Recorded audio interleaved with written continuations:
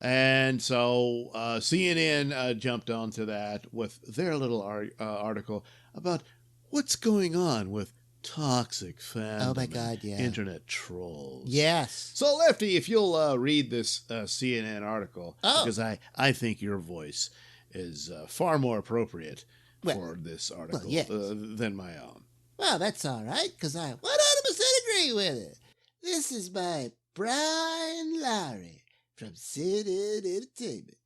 The Rise of Skywalker takes flight after the rise of the Star Wars trolls. Oh boy, yes, it's just a sad time that these horrible people are able to do that. Yeah. Anyway, Star Wars has always enjoyed a strong bond with fans, which has become one of its defining features. Yet, as the rise of Skywalker brings the original saga to a close, the rise of trolls threatens to fundamentally change that relationship.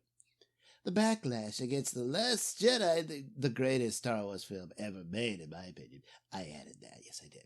The eighth movie in this particular series turned inordinately vitriolic.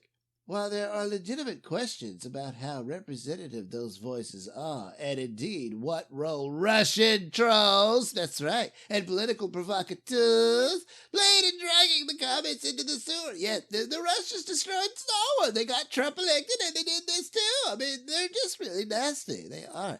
The cacophony from social media has at times made it easier to simply tune out those voices rather than engage them. That's sound advice. It's worth noting that this appraisal comes from someone who harbored plenty of misgivings about The Last Jedi. Oh, Brian, how could you? How could you? My goodness.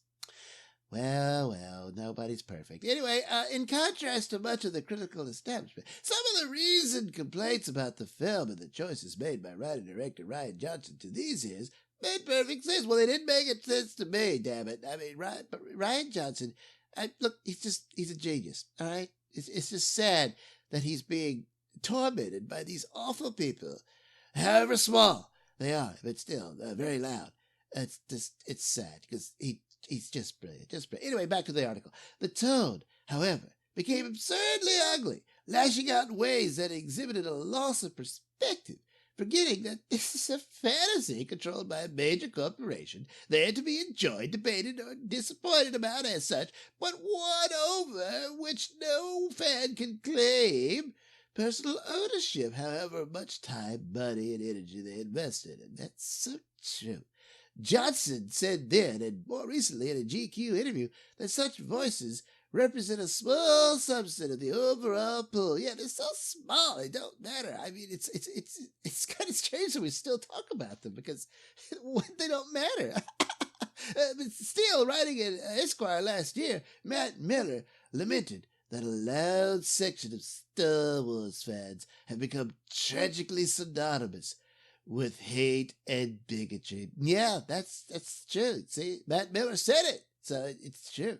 A study by Morton Bay, a research fellow at USC's Annenberg School for Communication, examined social media and found evidence of deliberate, organized political influence measures disguised as fan arguments about The Last Jedi, and much of the way outside elements have sought to further polarize political discourse. Yeah, that's right. See, that's what the Russians are doing. They're dividing us, and they did it through The Last Jedi. They sure did. See, that's why you have to like the movie, because if you don't, you're a traitor and a bigot and hateful and stuff. So yeah, that's troubling to the extent it's true. Because, well, come on, it probably is. So, Brian, come on, stick with it. But anyway, it only stokes the sense that abusive quadrants of fandom don't speak with one coherent voice, can't be mollified, and there's not much sense in trying. Yeah, don't even engage. Just don't even look at it. Don't look at anything critical of Star Wars, because it's probably a Russian trap. That's right. Anyway, there hasn't been the prevailing mentality among movie studios and TV networks which court fans seeking to turn them into ambassadors who will fuel passion for their properties, translating into sales of tickets and merchandise.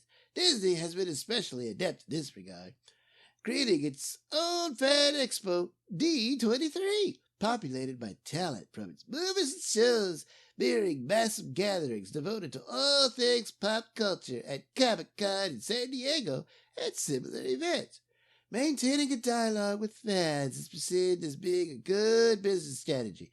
Talent, including actors and directors, also use platforms like Twitter. Oh, Twitter, you're so amazing. To speak directly to fan bases, bypassing the traditional public relations filters.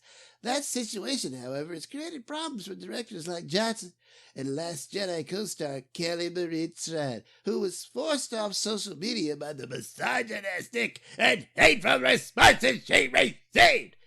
That's funny. There's no... Usually they have a link, and like the letters are in blue, where you can see the evidence of this. But I guess Brian forgot to do that. Yeah, because we know it happened. Oh, yeah. Anyway, Johnson attributes the ugliest elements to a few bad apples. Yeah, they're just meaningless, defending the wider fan base and warning against generalizing based on that. On social media, a few unhealthy people can cast a big shadow on the wall. But over the past 4 years, I've met lots of real Star Wars fans. He wrote at the time, "We like and dislike stuff, but we do it with humor, love, and respect." Yeah.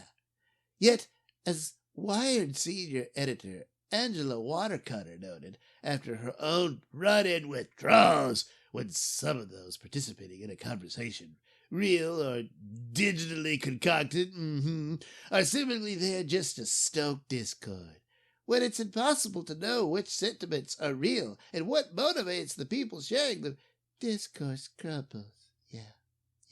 The release of another Star Wars movie is always an occasion, one destined to create strong opinions pro and con. Fans also have avenues now to extol or vent publicly in ways they were scarcely imaginable when the first movie premiered in 1977, and Disney wants to keep them in a buying mood. The rise of the trolls, however, hovers over the rise of Skywalker, and given the difficulty separating conventional, heartfelt griping from bad faith trolling, the best advice might come from another memorable science fiction movie franchise. Remember that in space, no one can hear you scream.